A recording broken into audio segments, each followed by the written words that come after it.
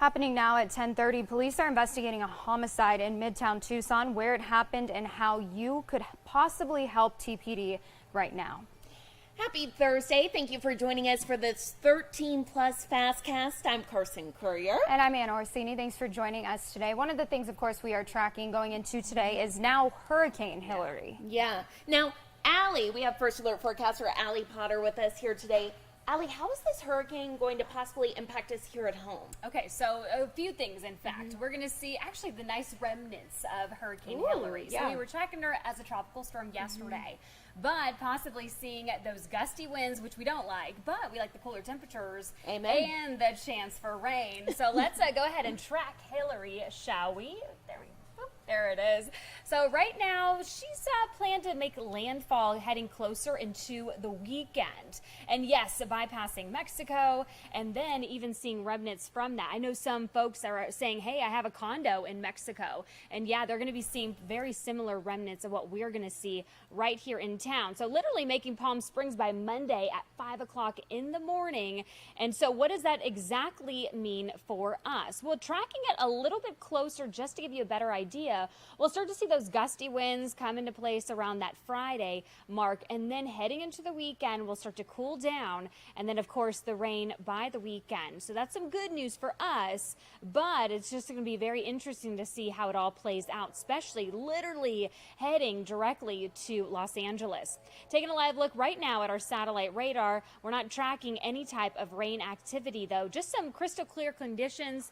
Any type of rain activity is in fact happening over to our friends in New Mexico. But we do still have the possibility for some rain. I know some folks actually saw it yesterday. What a great surprise if you were in Ajo and then also in the Oro Valley area.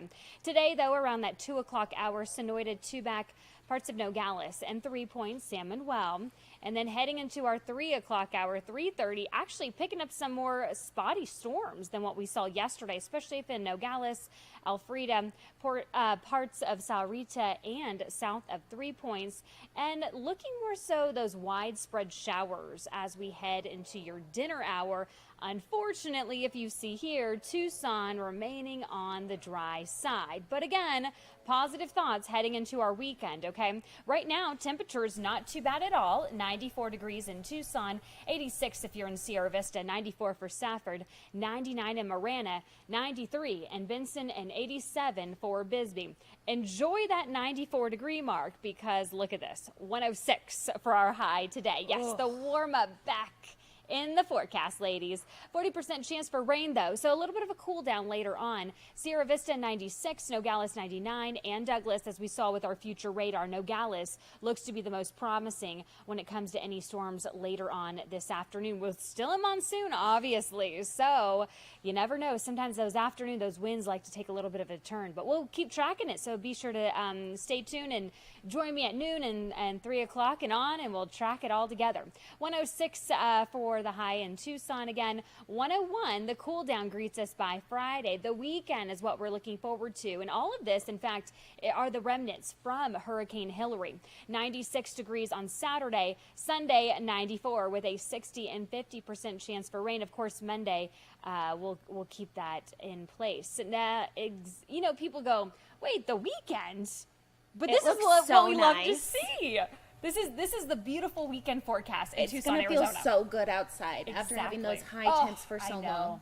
Or just stay inside a movie. Yeah. Family, cozy. I love it. Blankets, candles. Absolutely. It's like fall weather. 94, There you go. 94 in Southern Arizona. It's fall. Get the sweaters out, ladies. Yes. Well, Thank you, Allie, so much. Turning now to the latest in Maui, we know, Anna, that search and rescue efforts continuing there after those fires started just a little over a week ago. Yeah, and unfortunately, it's something that we did expect, but that death toll has gone back up once again. So let's take a look at Maui today and some of the latest updates that we're following there. 111 people have been confirmed dead so far. Police have confirmed that unfortunately children are among those 111.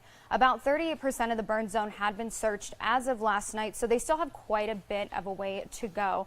And more than 1,000 people are still missing there today. In the meantime, police are asking those who do have missing family members to provide DNA samples. They said about 50 people have done that so far. And that's something that can really just help them kind of speed up that identification process for the people that they have uncovered and the bodies that they have uncovered there today. So, of course, continuing to keep an eye on those numbers. Absolutely, Anna. And we're actually hearing from a Tucson man who was there at the time of those horrific fires. He says that, of course, he was able to get out safely. He's back home this morning, but still the trauma that he experienced, he was there with his family, his wife, his little baby girl. Absolutely devastating. Our very own Sean Mahoney has the latest there.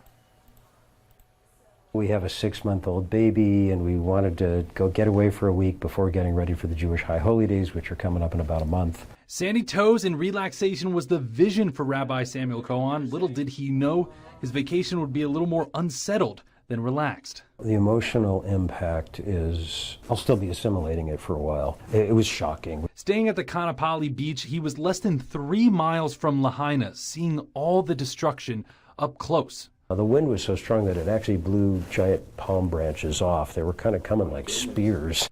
The reality of this vacation turned nightmare was all too real. We waited in line 45 minutes to buy like a couple of small boxes of cereal and about 100 tortillas. And my family didn't know we were alive. You know, we could stand on the beach and try to get a signal along with everybody else. Finally, after days of seeing the wreckage in Lahaina, Rabbi Samuel Cohen was able to make it back home here to his congregation at Beit Simcha. He says that his experience helped restore his faith in humanity and something that he wants to restore through his faith here in the Old Pueblo. In Jewish Musar tradition, it's one of the things that you teach the most, which is a kind of an ethical, spiritual exploration of how we can improve ourselves. Cohen has now urged his congregation and many others in the Jewish community to come together to donate to the Maui Strong Fund, which he says means a lot to him. He's already brought in some donations.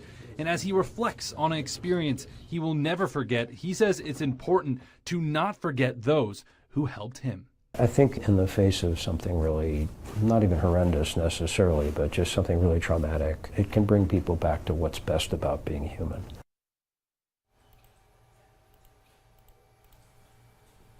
And something that we've talked about ever since we learned about the Maui wildfires has been preparedness. We both worked in wildfire markets, or a wildfire market, Oregon.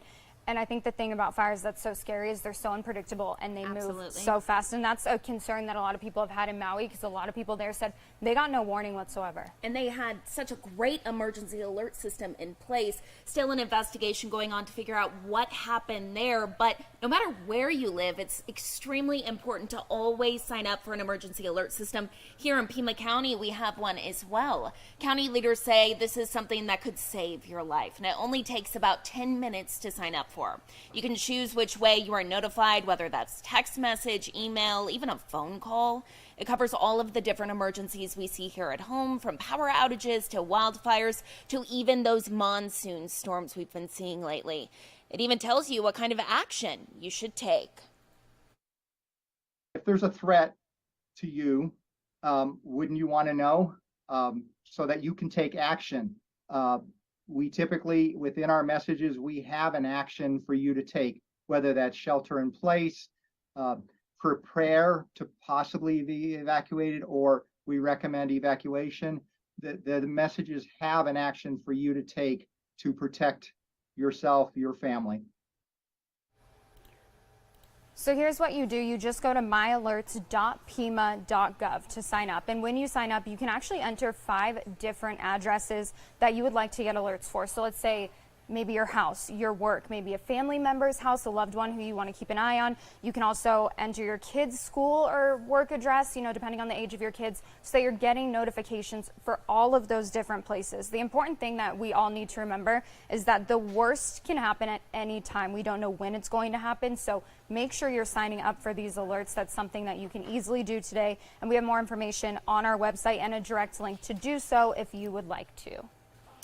And we are following breaking news that happened overnight. Tucson police investigating a homicide incident that happened near Midtown. Now, that happened at the Bermuda Gardens mobile home park. It was near Prince and Fairview. Taking a look at some video from that scene. This is this morning. We had video from overnight as well. But looking at that there, according to Tucson police, they say that they got that call actually around 11 o'clock last night. And we're told when officers arrived, they found a man dead. Police say no suspects have been identified at this time. They're asking anyone who may have been in that area or may have saw something to call 88 Crime. You can also call 911. The difference there, if you're calling 88 Crime, you can remain anonymous. Of course, we'll continue following this story throughout the day, bring you any updates both on air or online. And another big story that we have been following here in Arizona is, of course, the Lori Vallow case. A lot of people just across the country keeping an eye on that case. And we've learned that Governor Hobbs has actually signed a request to prosecute Lori Vallow in Arizona. You may remember that last month, Lori Vallow was sentenced to life in prison in Idaho. That was for killing her 2 kids and her now husband Chad's wife at the time, Tammy Daybell. Here in Arizona in 2021, a grand jury in Maricopa County did indict Lori on a charge of conspiring to kill her 4th husband, Charles Vallow. Charles was shot and killed by her brother Alex back in 2019. Lori was also indicted on charges of conspiring to murder her niece's ex-husband in 2019. So another big story that, of course, we're keeping an eye on for you just because it has that local tie in when she arrives in Arizona. Of course, we'll let you know, facing charges here as well. Yeah, Anna, and here at home, some big concerns when it comes to public transportation. Yeah, while people aren't worried about the cost because they're not charging anymore, they are worried about their safety specifically. Yeah, that's right, Anna. Our very own Catherine Patterson has a look into one incident that happened on a SunTran vehicle. For several years, we've told you about the struggle that SunTran drivers and passengers alike face when it comes to safety when riding. I spoke with a couple of passengers today who said that they grow more fearful every time they step on a bus. Sherry Schaefer rides the city bus every other day. Last Saturday during her commute, she found herself calling SunTran while chaos ensued. Trying to figure out how to calm down this couple. They were very intoxicated, throwing food fights, threatening people, laying on the floor even. She had her feet up on the seat, going back and forth. She wasn't the only one on the bus trying to find a solution. So we had 70% of the bus, and it was pretty full by this time, complaining to the driver to pull over, get him off, please, and begging, and he's not allowed to get involved. This is the policy for all drivers with SunTran. Stay in your seat and don't interfere. If they get out of their seat, then they're going to be charged, or they could be charged with starting or not de-escalating a situation. They're not the captains of their ship, and even if they see somebody doing something wrong or is against the rules, they're not allowed to confront that person or say anything. Many drivers say this policy is a stressful one. They don't know from one day to the next if they're going to be assaulted or berated or just vented on in some way. But SunTran says it has helped in reducing the number of incidents on the bus since 2020. We use employee assaults as kind of a barometer of where we are. And just to give you an example, in 21, we had 47. In 22, we had 39. And so far this year, we've only had 9 assaults. They say de-escalation strategies have helped tremendously, and it's something they include heavily in their training. We train all of our new employees in de-escalation tactics. Every time there's an incident on a bus, we review the video of that incident, and then we talk with the driver about how did their tactics and strategies work, where didn't they work. But some riders don't think it's the right call. I don't feel safe. I don't feel safe if they're told not to get involved. Who's there? It's like being on a Tesla and it's on autopilot and it's just going to keep going. Now, public transportation is still free and will continue to be at the end of 2023. Of course, we will keep you updated on air and online at KOLD.com. Reporting in Tucson, Catherine Patterson, 13 News. And switching gears to what's trending today, a big thing we've been keeping an eye on, of course, sports and the shift to the Big 12 next year. Yeah. Now, we know what it could mean for programs that generate a lot of revenue, basketball, football, but what about some of the other sports at the U of A? Exactly, Anna. Like, let's say women's soccer. We know our women's soccer team have been huge leaders in the Pac-12 really over the last couple of years. In fact, over the last 10 years, Pac-12 teams have won 5 of those national titles. And as the women's head coach for soccer heads into their 3rd season, she says there's going to be some advantages in the Big 12 and also some things they'll need to work on. Listen. The Big 12 has some very strong teams. The Pac-12 in women's soccer has just always been really at the top of the country. I think it's going to be interesting for us. Obviously, our connection to the West Coast is going to be something we're going to work hard to continue. But also, you know, we've been heavily in Texas, and this kind of puts us in that part of the country as well, even more so. Wildcat soccer season opens up today with a trip to Iowa State, a team they'll be seeing a lot more of in the future since the Cyclones are in the Big 12. So sending lots of good luck their way today. And speaking of impressive female athletes, U of A alum and Tucson native getting some very big honors. She's already an Olympic medalist, an NCAA, and a Pac-12 champion, and now she is Pac-12 Woman of the Year. Meet Delaney Schnell. She got this honor, which means that she is now a candidate to be NCAA Woman of the Year. She is the 7th Wildcat woman to earn that honor and the first since 2010. She's also the first diver that's ever been on that list. So as if she didn't have enough accomplishments already as an Olympic medalist, NCAA and Pac-12 champion, all the things, she now has another one to add to that list. So congratulations to her, and hopefully we'll see her walk away with that NCAA Woman of the Year title as well. Absolutely. I think diving is such an interesting sport. To me, I think it would be terrifying just having to stand up on the platform alone, but she handles it like an absolute champ. I mean, I don't know what motivates somebody to get up there and jump that high. Every single time I'm like, oh gosh, they're going to hit their head. They're going to hit their head. They never do. If it was me, I would. I mean, I wouldn't even go off a 3-foot diving board at the pool at the rec center. So all the power to her, all of the props, and she definitely deserves that title. Well, speaking of sports, friends, get this, 16 days left until U of A kicks off their college football season. I know, and also the Aggies, which I'm sure nobody watching this cares about, but for me, Texas A&M kicks off the same day. I mean, best time of the year, Carson. Oh my gosh, it really is. Me and my husband already got those tickets for the first game. So exciting, gonna be here at home. I can't wait. I know, I can't either. I'm counting down the days, and hopefully our weather will cooperate a little bit. We won't have to be sitting out there in 106 degrees for football season. At least that's the hope. We're cooling down in the near future, though, seeing storms coming in today. So be sure to join Allie here in about an hour or so at noon so that you can get the latest on Hurricane Hillary and what we're expecting weather-wise heading into this weekend. Absolutely. Mary Coleman and I will be back here at this desk coming up at 2. Make sure to tune in.